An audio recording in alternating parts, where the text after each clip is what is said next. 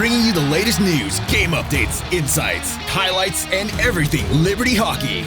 This is Rock the Rink, where Liberty Hockey lives.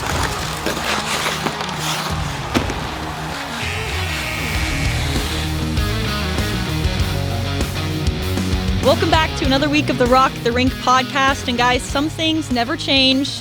Another year, another split with Maryville. Right? We don't even need Groundhog to see the games. Day. Yeah, we don't need to see the games. Just show up. You know it's going to happen. But before we get into it, this week's Rock the Rink podcast is brought to you by Virginia Army National Guard. The next greatest generation is now, and it begins with you.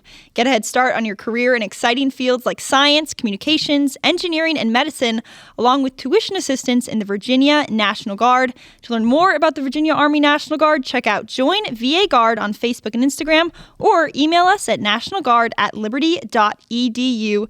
That's nationalguard@liberty.edu. So the Saints come to town.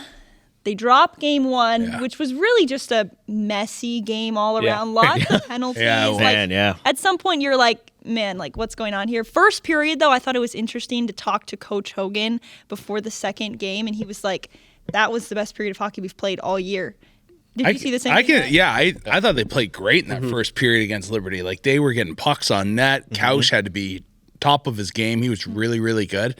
And, yeah, that doesn't surprise me to hear that. Like, I think I said at the end of the first period they did everything but score in that period. And then, but give Couch credit. Like, your goalie, you expect from him kind of keep your team in it until they can get their legs going. And that's what Couch did for LU, and they got that goal by Ratzlaff to start off the second, and then they kind of got going in the right direction. But I thought Maryville outplayed them tremendously in that first period. Yeah, and then you go on to game two, and in the series so far, they had been 0 for 10 on the power play, and then in those last two games, last two goals are on the power play. And it's kind of like too little too late by the time that rolls around. I don't know. Breakdown game two for me.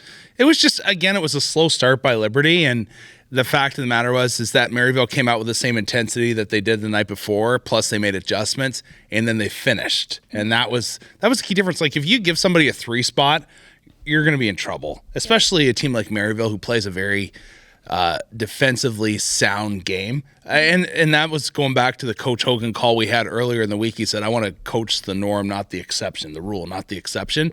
And so they play a really tight checking, hard to score against style of play, and they stayed out of the box better in that second game as well. And so and I also think they got better goaltending. Bain played really well, and he wasn't tested as much either, though. That's the kind of one area we can dive into, is that, pardon me, in game one, Liberty got more traffic on net. Boy, I'm getting choked up here about this. Take your time. Yeah, it's tough. Yeah. It's sad. It really is. I'm dying here. No, in game one, Liberty, I thought, did a better job of getting some traffic towards goal, had a little bit more urgency.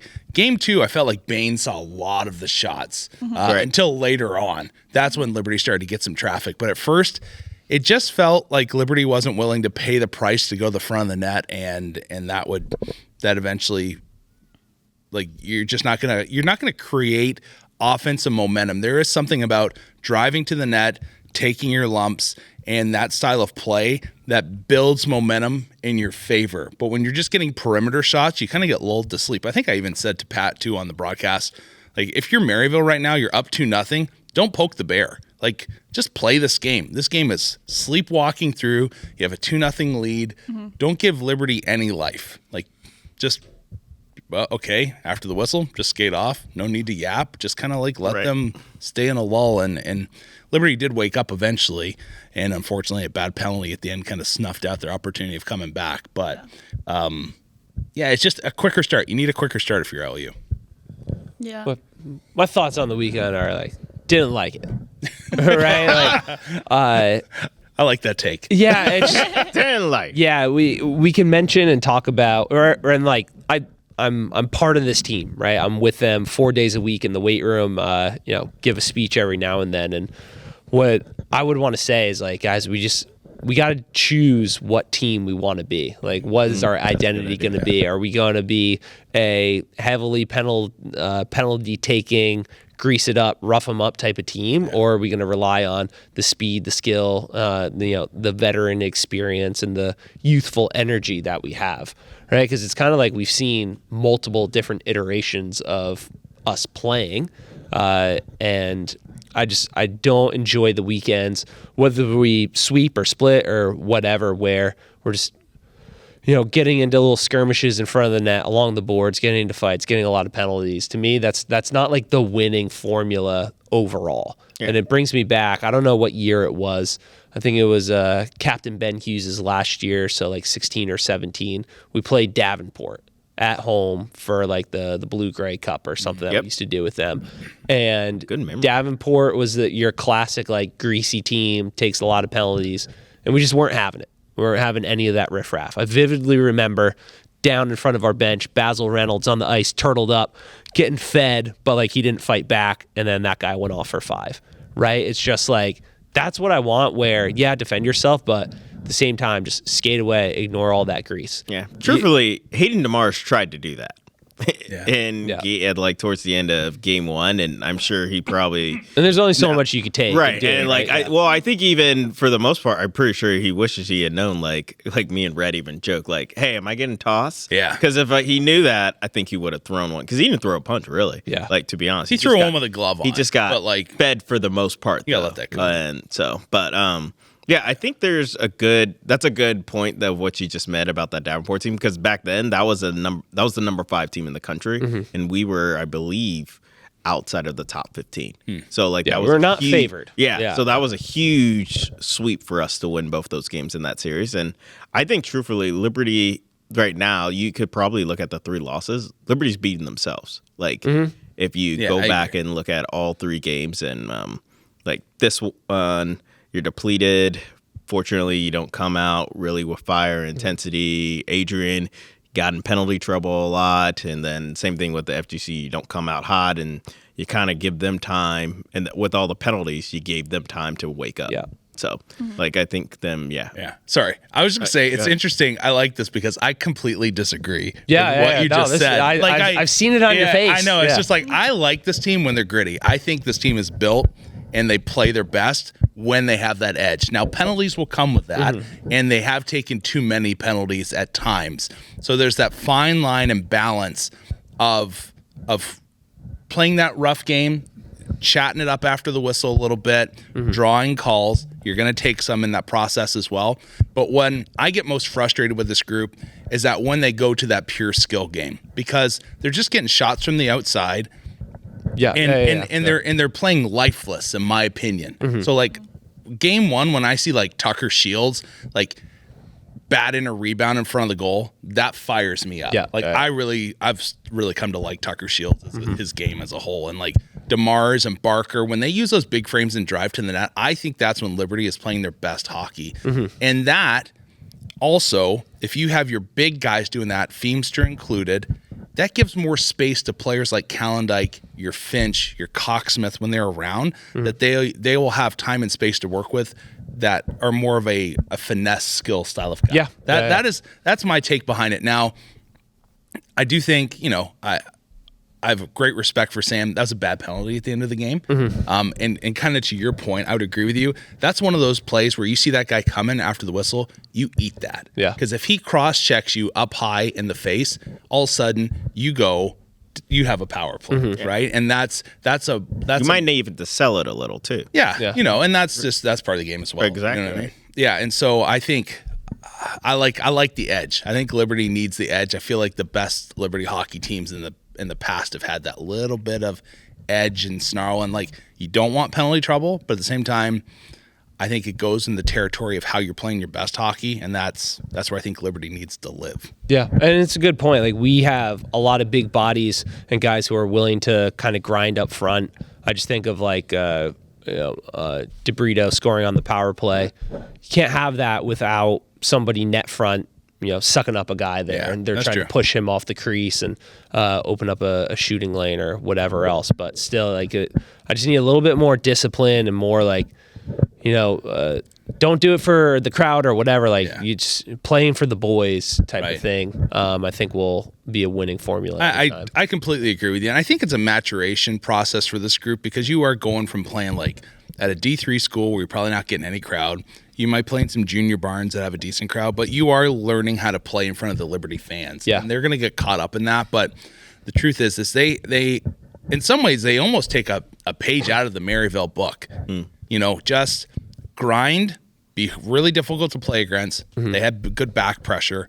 And then you're going to get your calls here and there. You are going to get your calls here and there that'll come your way. You're going to take some. And I think you can go with that exchange again, like I said, being a physical team. But the unnecessary ones you really got to watch out for. Like draw penalties, don't have a dumb one at times, and that's the part where I think they have to learn that aspect of the game. In some ways, it's a skill, like learning how to control yourself in that moment and just eating it, as opposed to retaliatory call. We had another retaliatory call, but now my brain's getting mixed up. That was D2. A lot of hockey. I called a lot of 4 games hockey this past weekend. So Yeah. that was a D2 game where, it was a punch after the whistle where I was just like, don't do that in my head. But yeah, so that's the thought process. I had one more thought. Oh, this is what it is. I'm not a big ref basher because I think they have a really tough job. But Buddy Linesman with the mustache was not my favorite. I'll put it that way. Feemster was trying to chat him up the whole night, just like what, and it was both nights. It wasn't even just night one. Like I've never seen so many people get waved out of the face-off dot. Talk about taking the flow of the game and just ruining it. Like literally, this guy's out. This guy's out. Bring in 2 new ones. It felt like every time he dropped the puck, there was some issue, and it makes me think about. You ever had those people that like read everything about a book, but they've never actually like played the sport? They've like I know hockey because I've read all about it and I can skate, but it's like they've never played. I feel like that's me. I feel, but you're also not officiating. You know what I mean? But that to me though was kind of like I felt like that was happening there. It's like you can get this. Okay, this is. I'll stop after this. When This is good. No, when the head contact rule came into play, when they did that, like it's been about a decade now, where it's like contact to the head is a 5-minute major in a game. We had this ref. His name was Dick Pine, and one of our guys went for a stick lift, missed, and caught his stick right under the jaw. Hit the guy in the head with a stick lift.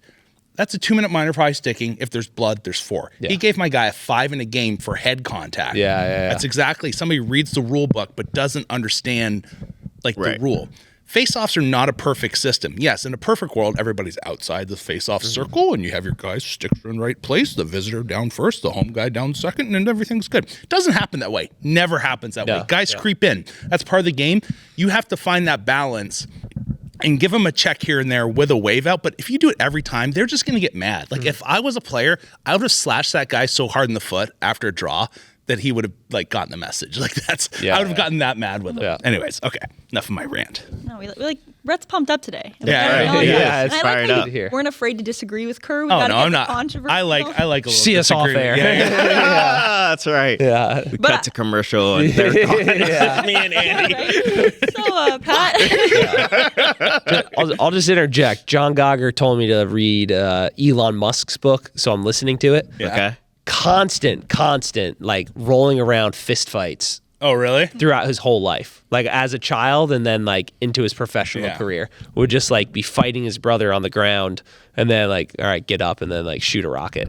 Speaking Like, of Elon what is Musk, happening? You know what cracks me up about him is like, do you guys follow him on X? Yes. Yeah. We'll get into X here in a second. Okay. Go ahead. Yeah. You know what cracks me up is like randomly in the middle of the night, he'll just post, and I'm up in the middle of the night because kids. Yeah. I'm like, he's like, oh, I'm just tearing up this game. Like he's a big video gamer, which Massive. which makes you kind of laugh because you think about.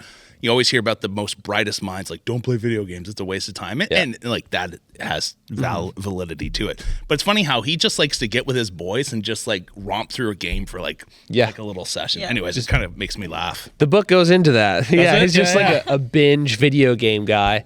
And one of his like first companies he sort of founded, you know how he was like partnered with PayPal. It was a merger. His company was called X.com. and PayPal when they merged, he was like, no, it's got to be X.com. It's got to be X.com. X.com is the best. And so he started SpaceX, and now that he owns Twitter, he changed it to just X, right? So it's like a 20-something year process. He finally got the name of the company he wanted.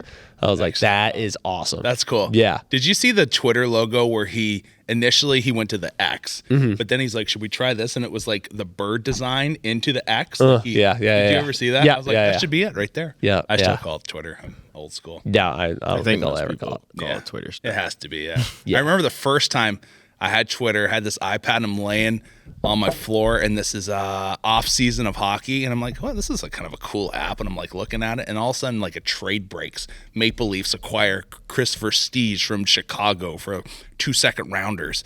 I'm like, this is amazing. I'm like instant. Right? I was ever since then. That has been like my hockey go-to. No, Yeah. Wow, I have all the 49ers stuff. Pat. It's just buzzing all Yeah. day. Same. Yeah. Oh, are you guys doing okay?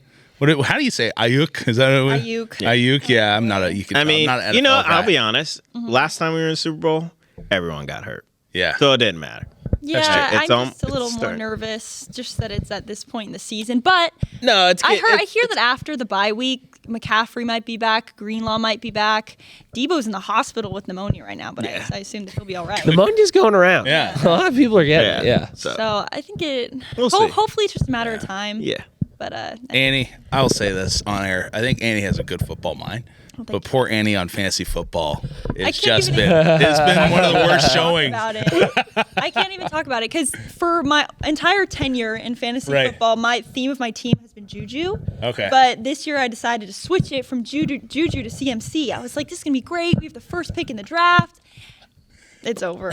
Yeah. I don't Have even. you won one yet? No. Well, actually, I don't know. I can't even look at my team anymore. I don't check my lineup I can't look anymore. at you. I don't check Yeah, my lineup. exactly. Debo wasn't playing yesterday. He's also on my team, so I definitely didn't win this week. It's over. Failure. Checking the lineup, I hear helps. And Yeah. I just like giving yeah. other people free wins Oh, at this point. very kind. Okay. So it's good. Very kind. Yeah. Just getting ready for next year. Tanking for next year. Yeah, exactly. Well, back to hockey, and I kind of want to get ready. We got on quite the tangent. Yeah, that's my bad. Yeah, No, I it's okay. That was fun. That was us. fun. Yeah. Next podcast. No, I want to get you going again Yeah. because Conrad Couch played a great game in game one. I just kind of want to know from the beginning of the season to now what you've been impressed by from him. Yeah, that's a great question. I feel like it's a laundry list. Like, when you initially come into the situation, I'm like, all right, are both goaltenders, can they just play at like a level in which they're not going to cost the team a victory, but they're also not going to like be the reason they get a victory? Does that make sense? Like, just play that. Like, if you want to call that level C, if you will, can they be at a C level where they're not a detriment, but they're not a plus? And I was like, yeah, they're both there. And then you notice like, okay, the Liberty D in my mind has improved from last year. So they're up a mark. So it's like, okay, we're getting good results. But then I saw, like, I'm going to go through the whole thing. Bernstein against Florida Gulf Coast, I thought was really, really good. And I was like, okay, he's playing better than a C level. And then I saw Couch play. I'm trying to think of the games like against Like Delaware. Delaware, and stuff like yeah. that. And, I was like, Adrian, okay, he was solid here, better than a C level. And then against Maryville, he's like at an A level. And you're like, wow, like, okay, if we're going to get goaltending that's in that B level and up, good things are happening. Now, the big thing I'll say that Couch does super well that helps out tremendously, especially against a team like Maryville, is his ability to play the puck. That cannot go unnoticed because he just goes back there and he rims it around and they get out of harm. Like that, against a team that forechecks so heavy, that is an X factor, if you will, because like Liberty D is smaller. That's the truth of the matter. If they're going back there with those big forwards of Maryville, you're going to have some puck battles that you lose. That's just life in hockey. But if he can limit those chances by 50%, all of a sudden you're losing half as many pucks and there's half as many opportunities offensively for Maryville. So I think that's the big plus for Couch going up against a team like Maryville and probably like a team like Adrian. Like it was a 1-0 loss, right? So the results are similar. That ability to play the puck against a heavy forechecking team goes a long way. Just gave away the secret, the cross ice dump. That's the way to. Yeah. No one hear that. Yeah, that's valid, and that is the case. But still, you can't do that every time. No, yeah, of and, course not. And teams that just try to rim it around, like or just get it in a soft spot, he's very active. Like he looks to play the puck. He just doesn't play the puck if it comes to him. Yeah. Which and two, he was mentioning, was it last week on the interview? Like he feels like that helps keep him engaged, and I totally agree with that. Like I was nowhere close to as efficient as a puck handler as he was. I wouldn't say I was good at all, but I do understand. Like get out there, get a touch. Get out there, get a touch. It helps you stay just in the zone, and there's something about touching the puck as a goalie that just gives you like a little bit of confidence. It's almost like quarterback of football. You want a couple like short throws, just kind of get you in a rhythm. Get a goalie, you go out and touch the puck, even if it's just playing it. It's something that kind of gets you in the feels. Yeah. No, that makes sense. And even just from like we'll say scientific, physiological standpoint of doing a different movement throughout the game, like it's just going to help you get a little bit more dialed in for when you are in net, right? Just kind of sharpen and hone the skills. You're going to have to read the ice a little bit differently when you're playing the puck versus sitting in there in net. It only enhance that when you are back in net. Yeah. And now what I'm hyped up for is that historically Liberty and Maryville are even, but they're going to play again at the Maryville Showcase. Yep. Best of one. So this is for the all-time record, guys. No. Who's on top? So Is it really even? Dead even? I don't think it's dead even. Liberty might have one win because like I think they've played a couple times just once. Really? And Okay. especially in Maryville's like early years when they came up to D1. And back in the day, Liberty used to go play like that exhibition versus Maryville before they'd go on. Are we counting exhibition? No, I wouldn't count that. Because part of me I do think says Liberty has the slight edge. But part of me says they played at Nationals that COVID year because it was in they St. did. Louis. Okay, Yeah. Was it opening round? Yes. Okay, so so like they only played them once, and I think Maryville was supposed to come here along with Missouri State, and both those games got canceled because either a storm or the school said, "No, you can't go that far." I feel like we've played them twice at Nationals. May have Did we in the play past. them like last year? I can't remember. No, we we played played Mary. Maybe that's what I'm getting. Yeah, It's yeah. by Maryville or something. But I do agree, and like Liberty will be somewhat of a different team when they play them. Yeah, again. that's But true. so will Maryville as well, right? Like so, and that's a big showcase for Liberty. So hopefully they're a little more healed up to go into that. To play off of that too, I think we would make a mistake to not mention. We don't have to mention all the names or for the reasons or whatever, but there's a lot of moving up and down the lineup. Meaning, whether you're D3 or D2, you never know where you might be playing this weekend. Yeah. And those guys have been doing. I do agree great because job. like you basically were without really a whole line, right? Like between your forwards and your D, right? Because you're still without Reed, Bogenholm. You lost Feemster, so that's a D pair. You didn't have Finch, Ratzlaff, DeMars.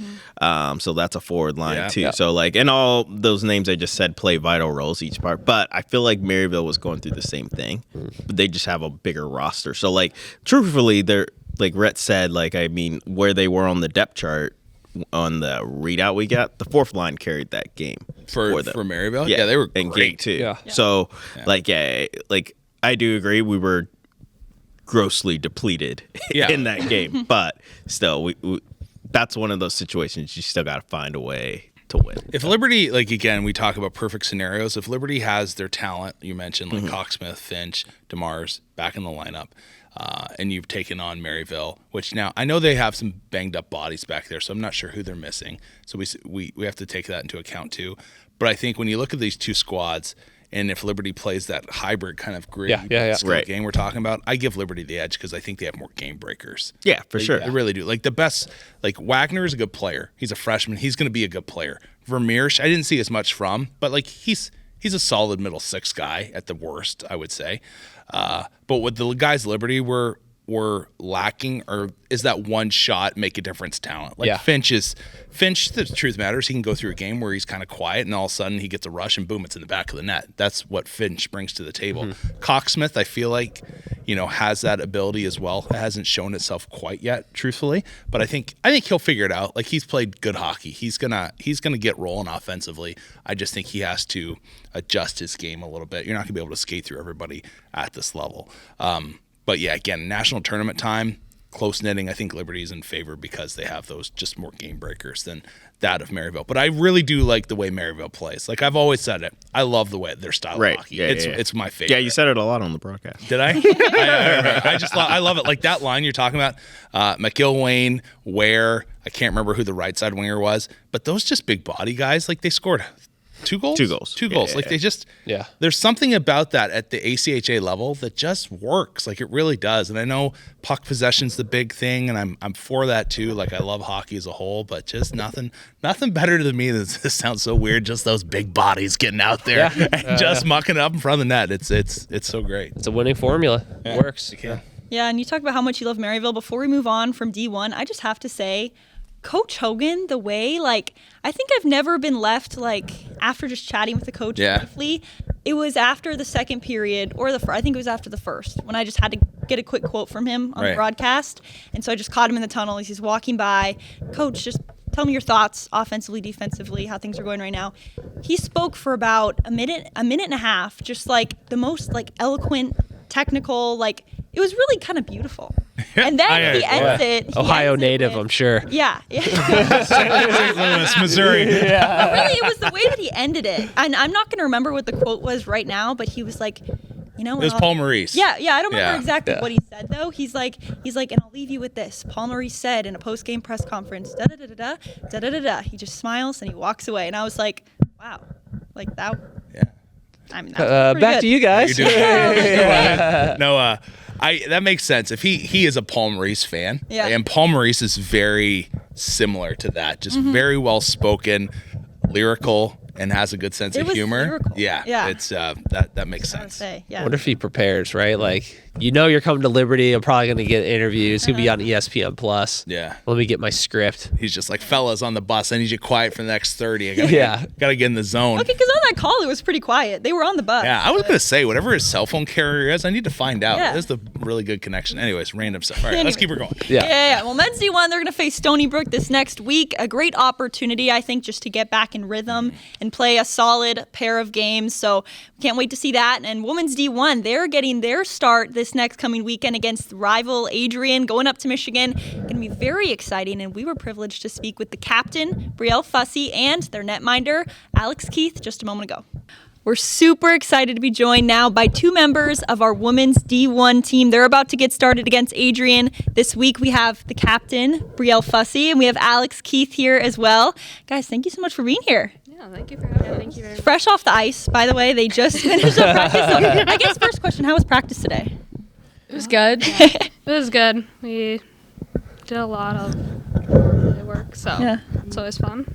Got out of a little skate. Yeah. Oh, perfect. You hopped off early. I love that. That's really good. There we go. Do you guys get antsy kind of with this build up to the season? I mean, all the other teams have been going for a little bit now. It's taking you guys a bit longer. Is like the anticipation, you're like, we just want to play already? Yeah, 100%. I think it's super exciting too because like no one's been super consistent. So I think it's going to be super interesting to kind of see where we stack up against everybody else. So I'm super excited to see. Yeah. Yeah, and I know watching all the guys, teams playing in the women's D2, and then also just like watching around our league, it just makes you every weekend like, oh, I wish I was out there doing the same thing they're all doing. But hopefully we just come a little more polished than the other teams this time. Now, the men's games this weekend were a little bit rough and tumble, which, you know, gets the crowd going. Now that Aislinn stretch is gone, who is going to step up this year and, if need be the glove dropper of the team, right? Who's going to be the enforcer, right? Alex, you're in net. Who's stepping up to defend people and take them on? I think Maddie Glenn's always a good candidate. She's Okay. a good girl. Yeah. I don't really know. Sammy Peebles just has the size. For sure. And I think someone could get her riled up enough to where she would. Yeah. Especially Adrian at Barnes, always kind of a little. Well, yeah, playing off what Kerr said. So let's just say line brawl breaks out this weekend, right? Like, because obviously this is a big rivalry between the two. Give me this lineup right now. All right, we got our D pair, Glenn and Peebles. Who the forwards out there, right? I think like Brooklyn Beauchamp. Oh, could yeah. Well, that's a good one. Yeah. A lot of size so far. Yeah. I like this. Okay. I've never seen Ellie, Brooklyn I think get Ellie mad gets a little that way. feisty. Yeah, Ellie's a good one. Okay. Yeah. And Just off of pound for pound strength, I'm going to choose you, Brielle. Just a heads up there. Yeah. For sure. Got the But power. honestly, Battles has been in a couple brawls before on this team. Like I think when we played some D3 teams, I think she actually got like a penalty for fighting. So Battles could be in All there. right. Yeah. Yeah. Her name was brought up today too. I forget who I asked of like who's taken like the juicy penalty on the team, and they're like, oh, Haley, she'll cross check someone. I'm like, oh, all right. Yeah. Which like you wouldn't expect. She's not the most dominating force physically out there. That's for sure. But all right, so girls, you've had quite the morning where we had our workout this morning, right into practice, right into here. And normally I'll take fan write-in questions, but as you are well aware, I was asking the team, hey, Alex and Brielle are coming on today. What should we ask them? Both said to ask both of you about Kahoot questions. If you could share a little bit for the older audience in the room, what is that, and what do you think they're implying with some of these questions? So basically a Kahoot, it's like a game that like somebody creates and they like ask a series of questions and then they give you answers you can choose from, and then other people can log on from like their phones to like play. Oh, okay. And one road trip, I forget where we were going or coming home from, but each player like made a Kahoot, and then we kind of got to see who knew each other the best, and I guess there were some surprising questions. So everybody's Kahoot's like pretty normal, just like everyday questions about them. And Alex's Kahoot's like, what was my Instagram my Instagram used to be a fan page. What was it for? Like, what celebrity? All right. So we learned that she's had an Iggy Azalea fan page. Oh. Yeah. All right.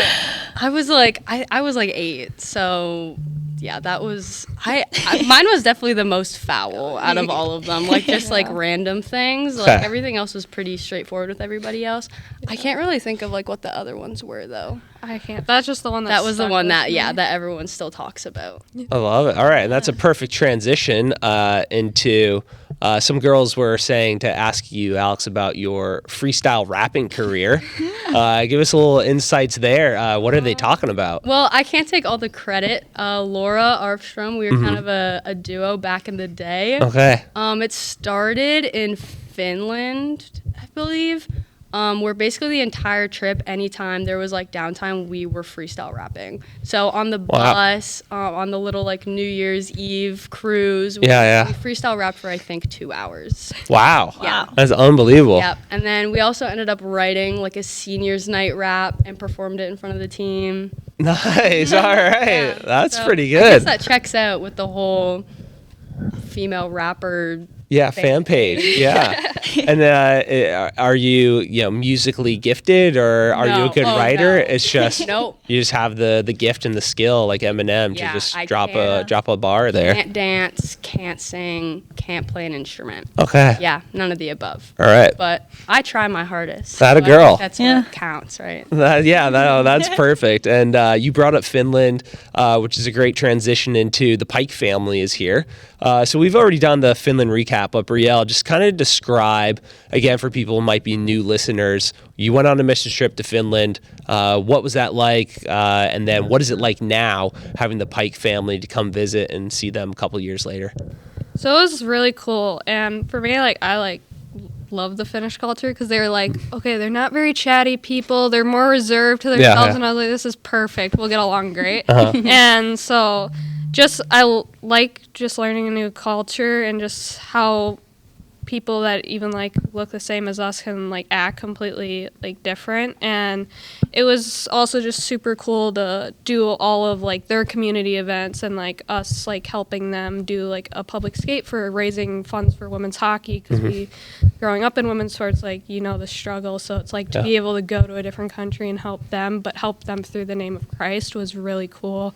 And obviously making connections with his family, I think it's super cool how also taking our team, you take them away from here where they have every resource to learn more about Jesus and God, but you show up to Finland and that's where some of our girls were like, wait, this Jesus guy is really cool. So it's really strange that you can take people to a different country and then that's when they decide to give their life to the Lord. So I think that was awesome. And then to have part of development or discipleship making team, I think we're called this year. Yeah, and DMTs. DMTs. Oh, yeah. So he spoke a little at that. I sadly had to miss the first part of it, but got to see him, and it's just super cool seeing somebody that just can't I'm like, oh, I saw you, but we were in a different country, really long flight. So it's awesome to have them around. Yeah, no, it's great, right? Alex, any fun memories from that trip that are flashing through as we had dinner with the Pikes on Saturday night? I really like just working with the kids, the younger kids overall. It was funny to see how more outgoing they were and towards us, especially than even their parents were. I think was super interesting. But even just not even the hockey aspect, but getting to go and build the relationships with the younger kids was super, super special because I love just working with little kids. I think they're super, super fun. Yeah. And then, just the whole experience was really cool. It was super cool to see, especially at that time when I, wasn't saved. So it was really, really cool to see, girls on the team who, I looked up to, be saved through that process. That really kind of opened my eyes to all of that, which I really enjoyed. Yeah, those on ice times or just the kids' action nights or when we were at some of the schools, those are some of my favorite. And it's funny they probably just haven't gone through the hardened dark winters like the adults, right? And had the fun just zapped out of them. Talking with the Pikes, we're entering the phase where there won't be the sun up for a couple of weeks or months or whatever that far north up in Finland. It is wild to think about, or the vice versa. Summer is just endless sunlight. Yeah.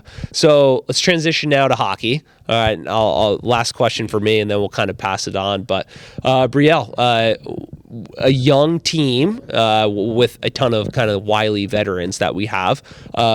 As captain, what's some of the talk this week for some of those younger girls of hey, we're about to start, our ACHA season, big rivalry this weekend, heading up to Adrian. Are there any kind of things in the locker room at practice that you or the coaches are hitting on for everybody?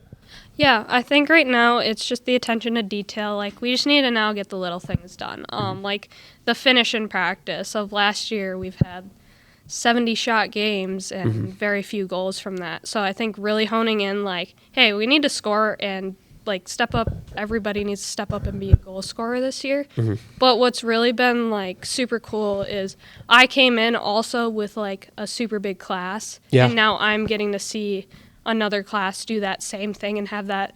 And now I just saw when I came in as a freshman, they're oh, you guys have so much energy, that's great. And I just thought oh, you guys seniors, you guys don't. And now being a senior more now, I'm I can tell where I'm not as bubbly as I came in freshman year, but it's definitely so I can relate to their excitement of coming in. So it's finding that relating, but yeah, just getting everybody, letting them know that Adrian, that's a physical opener for them. Stuff might not get called in their rink that might get called in other rinks. Then we're just really harping on you just gotta let it go, play the game, and really dial in on special teams. Has always been a big thing playing against Adrian, so being the team that wins the special teams. Yeah, and I just want to hit real quick on one of my favorite memories and stories actually was involving you and Adrian. I think it was the game Dana McLeod scored 3 goals, and then we go into overtime. And it's oh man, overtime is crazy. Naturally, Dana's out there.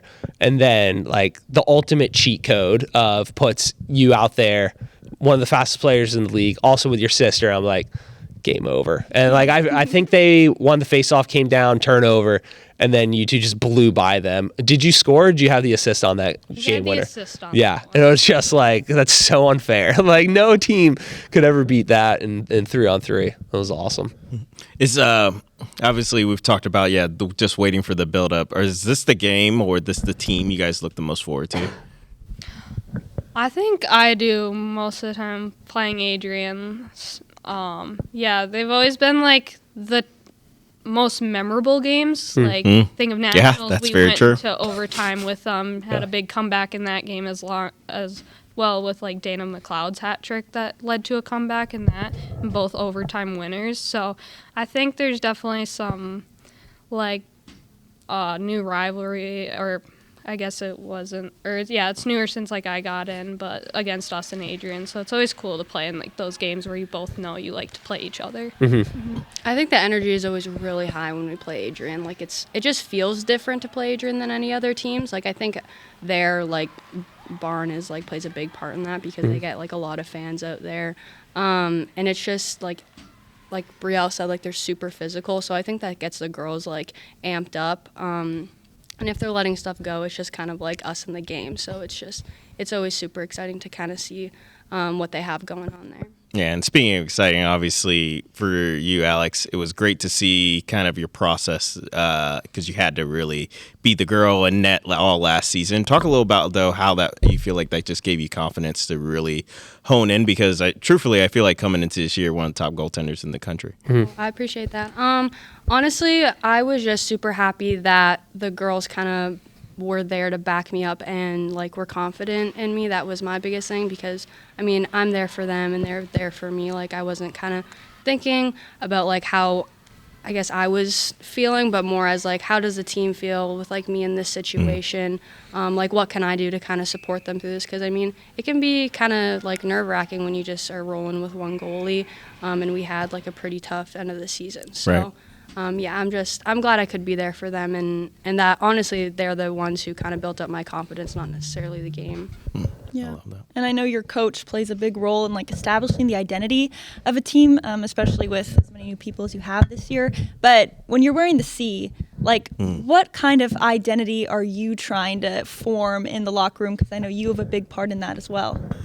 Yeah, so my biggest thing I wanted to do this year is not change what got me the C. So I don't want to change myself too much as a player because that ultimately is what they saw in me and wanted to give this to me for. But mainly I want to be the hardest worker in the locker room. Like I want to make sure I'm outworking every single girl.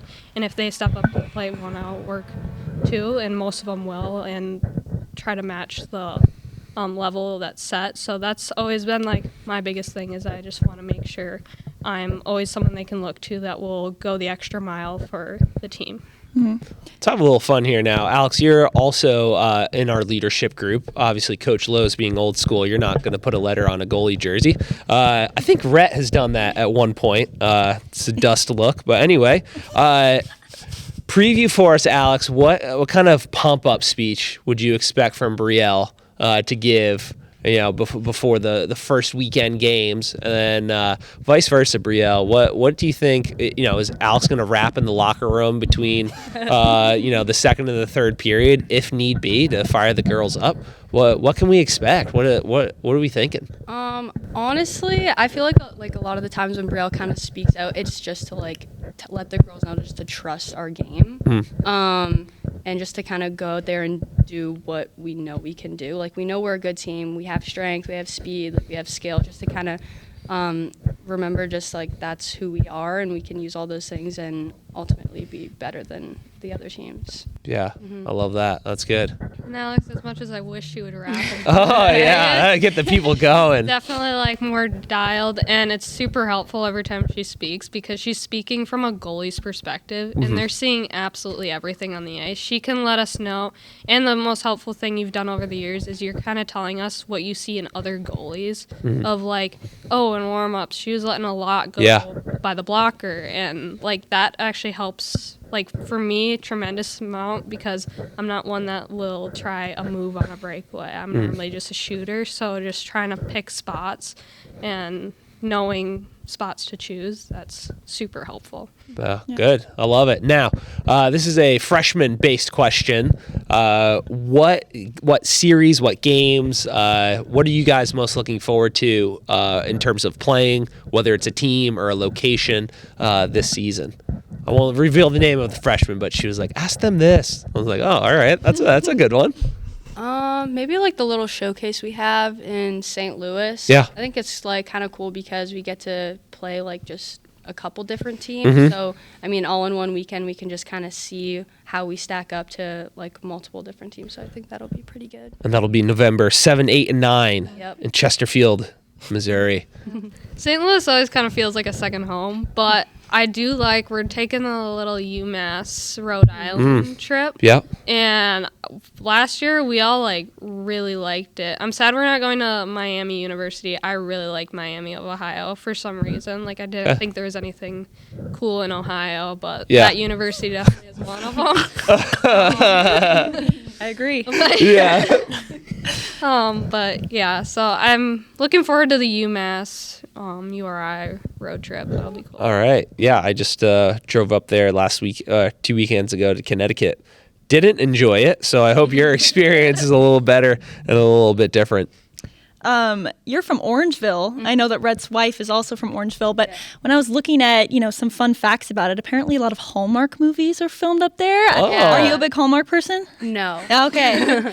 But can you give a little pitch for why you think it's a great place for like that cheery Hallmark atmosphere? It's very old, I'd say. So I think it just kind of it's very Broadway's very classic, I guess I'd say. I mean, I don't watch a lot of Hallmark movies, so. And is Broadway like a film production company up there? Is it a street? It's just is it a street. a neighborhood or anything? Yeah, everything on Broadway is just very old. So I think it just kind of gives a more cozy feeling, I guess maybe. Yeah, I don't know. I really don't watch a lot of Hallmark movies, so Do you see them getting filmed? Oh yeah. Oh wow. Okay, Yeah. so it's a legit thing all the time. Wow. Yeah. All right. How Yeah, we about try that? to walk the street, see if you can sneak in there, but Be an extra. Yeah, real quick. If they do a hockey Hallmark movie, they should just, record yeah. locally. Yeah, can you imagine? That'd be awesome. I'd watch it. Almost like a If Kraft they did that. Hockeyville type of thing, but just the Hallmark version for a movie. Yeah. All right, last thing here, unless anybody else has anything, we would be remiss not to mention first time ever midnight game. What's going through your head here, ladies? When is it? Who are we playing? What are your expectations?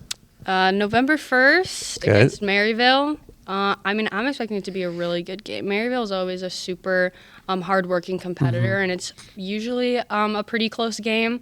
And I think we're expecting a pretty good turnout, too. So I think it'll be different kind of to go from playing at home with, not too many fans to hopefully a pretty full house. So I love it. Yeah. I'm definitely excited. Our jerseys are pretty sweet. So Oh, all right. yeah, jersey, those are really cool. If I didn't help put a couple ideas in for those. But, Yeah. Maryville, I just saw in the rankings, is number 2 right now. Wow. And they just, knocked off Adrian for one last weekend. So that's really exciting to get to play some top-ranked teams back to back, and to just do a home opener with Maryville will be super cool. Yeah, it's a crazy schedule we got coming up here. So we had a couple weekends off, a little bit of time to rest, recover, and get everything dialed in, as you were saying earlier, Brielle. And then, I'm so excited to showcase to the world what the Flames got this year. It's been an awesome, as always, weight room season so far. I know you girls always work so hard on the ice. It'll be great. Yeah, that little jersey tease. I mean, I'm excited. That's enough to get me there. I love a good midnight jersey. Have you guys ever played that late at night? No, we've played at 11 last year. I think we played after one of the guys' games. So playing at midnight, definitely. I'm gonna have to ask some of the guys or something. What do you how do? they'll prepare for that. That'd be smart. The men this year, again, kind of like you girls, where there were so many new guys, they were asking a lot. We sat down in the weight room and actually talked about it. Conrad was in net. I was like, you got to ask Hunter, right? So maybe just a little bit different, but all right, now everybody's lining the boards here for a men's midnight game. How much harder is it to see the puck? And do you have any things you focus on between whistles and things like that to kind of recenter and refocus? So it's definitely a good idea. Get a little bit of advice from the boys. They've certainly done it enough. Yeah, you've got me pumped up. Yeah, I've talked to their captain, Sam Teamster, and he honestly says the crowd is a huge help. When it's you're super late and on if you're low energy, the crowd is always super outgoing, electric in there. So he says that that really kind of gets them excited to play. Yeah, there's been some rink faults during midnight games of like glass getting pushed in. It's pretty wild. So yeah, hopefully it's just as good of a crowd for you ladies. Yeah, so if you're listening, you could be the one to knock down the glass at the midnight game. You could try. Make sure you show up on November 1st to support the ladies. But before Maryville, they're taking on Adrian this upcoming weekend. We can't wait to see it. So guys, thank you so much for joining us. Thank you. Thanks, girls. Well, great to talk with those two. I know we can't wait to see what they do on the ice. And Rhett, you kind of before we move on, I want to say one thing here, and that was great burn. I loved it. It was dusty. Can I bring that up really quick? Yeah, of course. So we had our goalie at D3 as captain. Yeah. Very against my beliefs as like a hockey guy, but he was the best candidate to lead. Yeah. So I'm thinking, okay, he's captain in the room. That's just how it is. Our guys will wear A's. It's perfect. Well, then I remember I get to practice and I see his bucket and it has like the C on it. And I'm like, oh man, we're doing all this. Oh, wow. And I love Rue to death. But I was not expecting like the C to come out like so people could see it, for lack of better. And I was just like, oh man, what are we doing here? No, was that a Sharon Teufel call? Right? No, was she stitching on the name bars? I think he got it like on the chin, like kind of did the Luongo thing. Yeah. I'm pretty sure he didn't put it on the sweater. I can't remember now. It's been a while, like 10 years. But yeah, that was funny. And then speaking really quick of Orangeville, I was going to say, the Orangeville love. Best thing, if you go to Orangeville, well, first off, Teen Ranch is a great place. Yes. That's where Liberty Hockey's gone up and done some things in the past. But there's also a little chocolate shop on Broadway. That's the main street. You can get pecan puddles there. Oh. What they're called. Look them up if you don't know what I'm talking about. That sounds like the perfect name of a Hallmark movie already. Yes. Yeah. I will admit I didn't realize I've watched my fair share of I have 4 daughters and a wife, so I've watched my fair share of Hallmark movies, but never realized they were filmed. Yeah, don't put it on them, Rhett. That's fine. Is it ever funny when you guys ever watch it? Pat, I feel like you've been in the realm. Okay. The other day I was watching one, I'm not gonna lie, and I was like, the greatest game I ever played with Shia LaBeouf, the golf movie. Yeah. The girl in that, all of a sudden I'm like, this girl looks really familiar. I'm like, oh, it's her. Like, it's funny when you see actors that like life didn't go as planned. Yeah. and then they're in the Hallmark movies. It kind of cracks me up. There was a. I'm gonna hear about this. I know people around Liberty. I'm gonna get fed at like a football game. Like, hey, Hallmark. I think it's what surprises me is that you're watching them in the fall time. I feel like there's fall ones. Okay, see, so I'm not even to that. The Hallmark channel. My daughter. Right? My daughter got into some show. I don't know what it's called. I've watched it just to make sure it's appropriate, but it's like it has Canadian Mounties in it, and I'm like, oh, it's got Mounties. Like, okay, we're doing this. Yeah. And so she paid for Hallmark Plus herself to watch the show. Well, then my wife one night's like, we're trying to figure out something to watch. New shows haven't come out for the fall yet.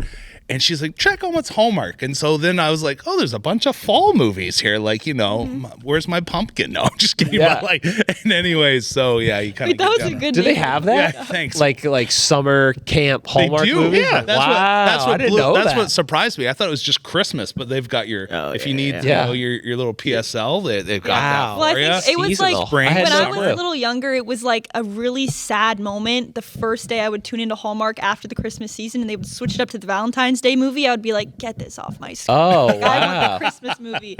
So I had they don't no all year idea. round. Yeah. Oh, all right. I'm learning today. This is helpful. Yeah. Or in the orange. What Rhett watches when he's at home. I'll have to ask Alex Keith a few more questions about that. I wonder. I just now popped in my head. I was like, oh, I wonder if they do Lifetime movies up there as well. But Lifetime's a little more serious. It's a little more like I've watched. They're like mysteries. Yeah, and like it's a little dark sometimes. Oh, they're very dark. Like it's like real life stuff. And I'm like, well, that's a huge issue, and they're like making it Hallmarky style. Well, actually, there's a version. There's a version of Hallmark movies you can watch. Keep going, Andy. On like the Hallmark Movies Plus and Plus. Mysteries channel, and it's like it gets a little bit deeper. Like You know who the star of those is? Who? Candace Cameron Bure. She's like the one. What's I haven't watched them, but it's funny you say that like because the problems get deeper. Yeah, and like I got like scanning through all the ones, and I was like, Candace, what are we doing here? Yeah. Like a whole line of like mystery ones. Anyway, You know, I got her kind niche. of thought to myself once I like am older and I kind of retire. You have a couple cats. Yeah. Yeah. Yeah, I'd like to get into that business. Hey, you can do it, Andy. Yeah, so just something to keep in mind if anyone from Orangeville is listening. Perfect. But anyways, men's Division 2 Keith's hockey. parents are just like, these people have gone off. Yeah. Okay. I was going to send this to my friends. Yeah. No more. Just cut it after. Yeah, exactly. All right, guys. Well, I guess some could say that the men's D2 season prior to these past couple weekends was kind of like a Hallmark movie, going pretty well. Yeah, right. But now we're more into like done. the Lifetime territory. yeah. Things aren't Good going stuff. as well, getting a little bit darker. Dark's not the right word. Yeah. No, Everyone they're goes going. through It's adversity. still a Hallmark movie. They're yeah. going through that tough moment. Tough little Yes. moment. Yeah. We're just waiting for the happy ending. So I guess going back to this past weekend, you dropped 2 to Kentucky. Yeah. Right. You were there calling the I game. was, There's analysts for both of them. Yeah, and there were some pretty heated moments, some big game-changing calls and situations. Yeah. I think the first one that we look back to was the no goal that was called in game 1 when we were trying to make a comeback. Even before that, like earlier in the game, Liberty, I thought had an opportunity to. No. They blew the whistle, but then counted a goal for Kentucky. Yeah. Which I couldn't tell from my vantage point if it was free or not, or if the puck was already in. So I don't know. But that one had a little odor to it. But then what you were just mentioning, the goal call back or the no goal call, like, that was very clearly off the back bar or at least top shelf and out. Like it was very evident. How they missed that, I'm not sure. But that one, that hurts because it should have been 3-3 in the late stages of the game and not an opportunity for you to have to pull your tendy. Now, they don't do video review for No, not in the hockey. Acha. Do you think it's something that At nationals, they will. That's but about it. that's something that's not going to happen? I don't. I hope. Is it because a lot of places don't have the means to be able to get that Yeah, going? exactly. And then too, like for the most part, like how often do we see a goal that goes in that should have counted but doesn't? It happens periodically, but it's not enough that it's a major issue. And I know D2 probably would be like, "What are you talking about? We just had like potentially a win wiped off the board."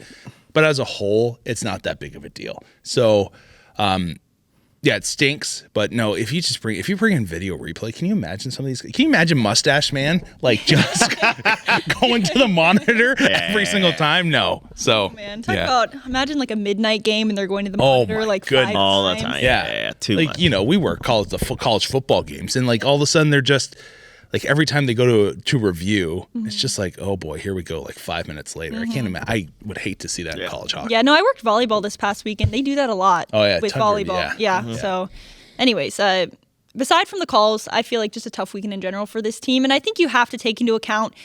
Game 2 especially, you had one of your defensemen playing for D1 the game before. Yeah. You got to be a little bit tired then. You had one of your forwards playing D, so not the best situation in general. But other than that, what were your big takeaways from the weekend? I don't want to say like what went wrong, but what made this Flames team not the team we've seen to this point this season? I mean, truthfully, I think they thought they were gonna womp Kentucky. Yeah, I do too. Like I think they because Kentucky was on a skid, right? They were on a 3-game skid, and you probably, I mean, truthfully, there's a reason why D1 or D2 should feel good about themselves, right? Like they played fantastic throughout this entire season, and Kentucky, especially the last couple seasons, have been one of the best scoring teams in the Southeast region, and I think that shocked LU. And by the time they could get it rolling consistently, they weren't able to. And they were without a couple bodies too, like Annie just said, and. Guys hurt or guys had to play in the D1 game because they were out of bodies too. But yeah, I mean, it's just, I think that was tough. And then sometimes, like when you get some calls that just don't go your way, like it almost feels the life gets sucked out of you. Yeah. And you could see it in the body language of LU compared to Kentucky. Like they were jazzed because the calls were going for them. But it's tough, right? And so especially that one in game 2, like that's a killer, right? Like the 5-minute major, which so because you think you guys can hold on, and honestly, the way their offense was playing, you were thinking that they could be the one to get the game-winning goal. But then when you get a 5-minute like that, even if it does go to OT, you still got to play it. Especially when it goes to OT, because all of a sudden it goes from a 5-on-4 to a 4-on-3, and there's so much white ice to work with in space, and there's a long change like that everything was against Liberty in that point in time. Like when it hit overtime, long change, 4-on-3, Kentucky's got guys that can shoot. Like it wasn't a given, but it was high percentage that they were going to be able to finish that game off.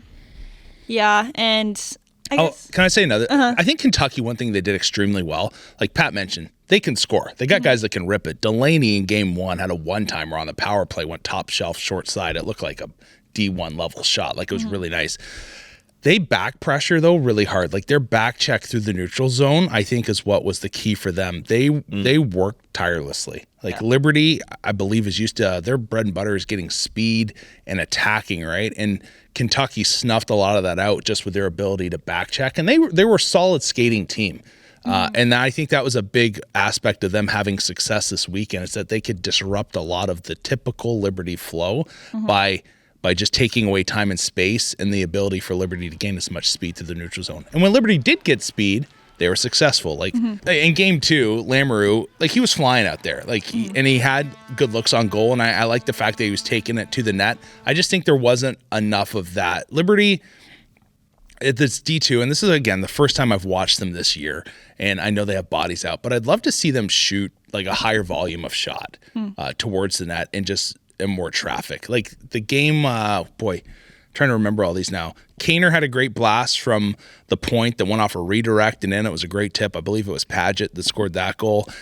Neal. Was it Neal? Oh, yeah, it was Cooper Neal. Thank you. And then like just plays like that, they need more of. Mix it up a little bit. Yes, you have a tremendous amount of skill, but that's not going to, in my opinion, win you a natty. But I think that team has the ability to win a natty for sure. It's just a matter of you got to find that hybrid game. You got to find that ability to do both aspects. And I felt like this past weekend they relied too heavily on the skill portion and not enough on just the grit, determination. It's going to hurt to go to the front of the net and get some goals kind of thing. Because when they did finally go to the net, they get a nice bounce by Neal and a great redirect, and it's in.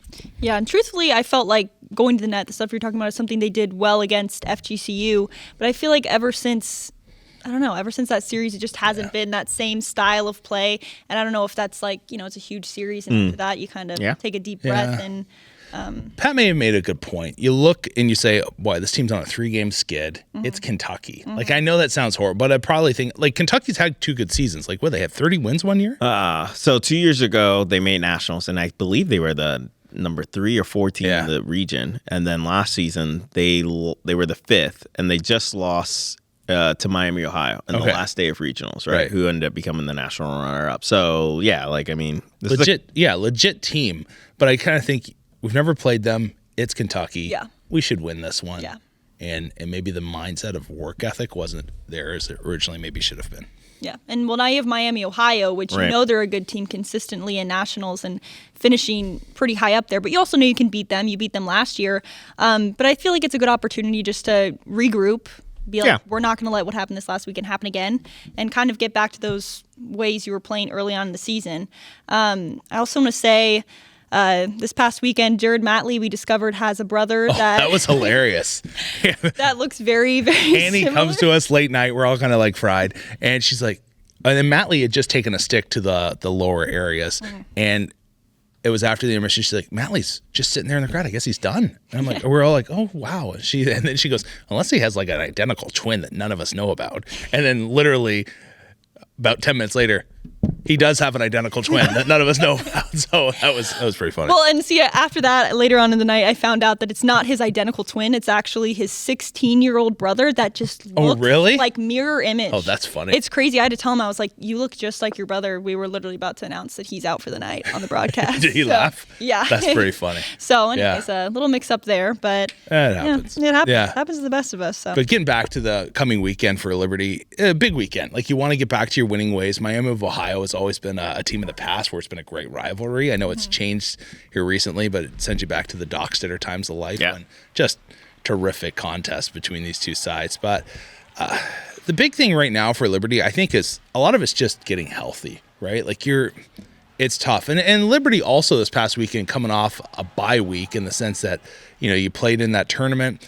You have a week off, you're a little bit rusty. Kentucky is raring to go, and I think that caught up to Liberty too. So we'll see the adjustments they make. It's going to be a tough trip heading towards getting that first round bye now the automatic bid to nationals, I would say, Pat. Having dropped 2 to them, not impossible, but still a little bit that puts a dent in your Yeah, record. and then it makes it a little harder. Yeah, but So- it's going to be a fun season. Yeah, but I will say they do have the thing about what Ben Hughes does. The reason why he schedules so hard, he's like, we have time to make it up, and also too, you think about the 6 wins they have right now, like they're still good. Oh, yeah. right. Like Yeah, they're yeah. against.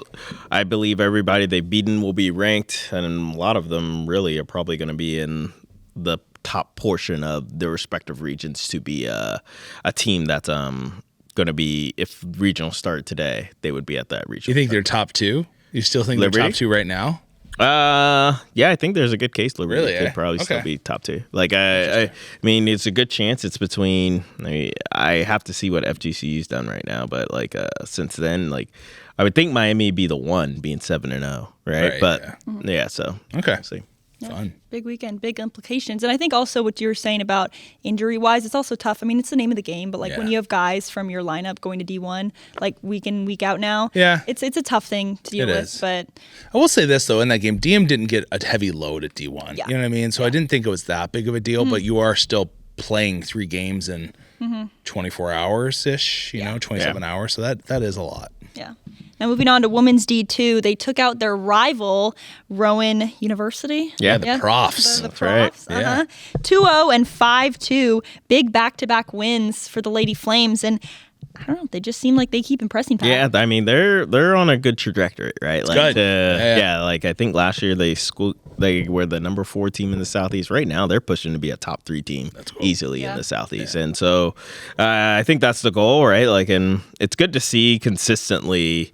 It's like a new girl steps up and has a big weekend. Like obviously Donovan scored in both games, which was huge.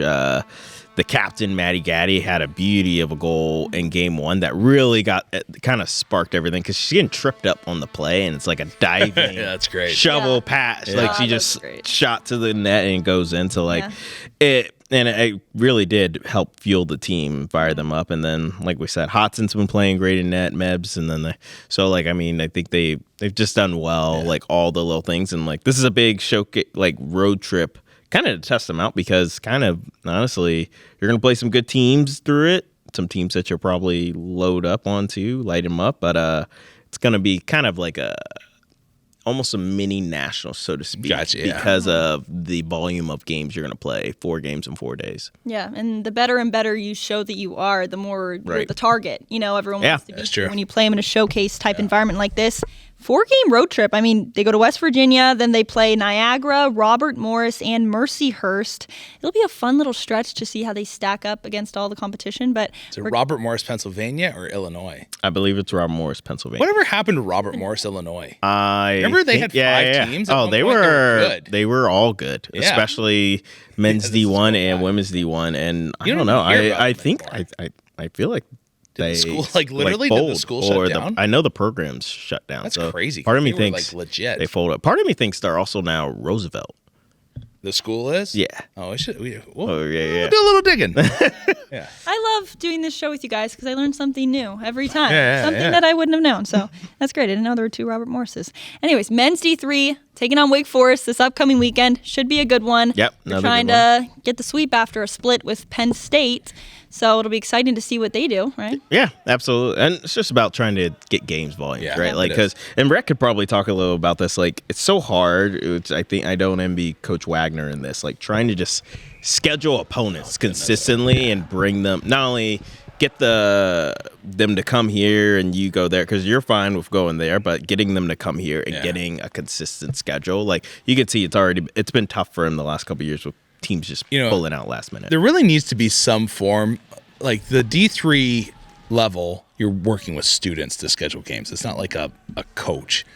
They need to almost implement some form of like contract-based thing that goes to the league that they keep record of. So it's like you could say, hey, we'll come to you this year, but next year you got to come to us. Okay, we both agree. Let's send it to the league. Because so many times you'll be like, all right, we'll go to you this year, you come to us next year. Next year comes around, they're like, hey, sorry, we can't do it now. And it's just like, you're just, like, it happens all the time. So I think that's my recommendation for you, how to fix it. Send it to the league. go. Yeah. Yes, keep track. Yeah, there we go. Yeah. But no, I get it, Pat. Like, it must be really tough when you're trying to I mean, you just don't have any games to play. Yeah, and you can't get in a rhythm. Yeah, you can't get in a rhythm. It's really tough. Especially when you're excited about your group, you think you have something special going this year, and you can't actually go and showcase it or work on it in a game setting. It can be tough. But this weekend, they get to do that. They're playing Wake Forest, so it'll be fun to tune into that. And that's all we got for you this week, guys. We're excited for another week of hockey. Thanks for watching Rock the Rink. See you next time.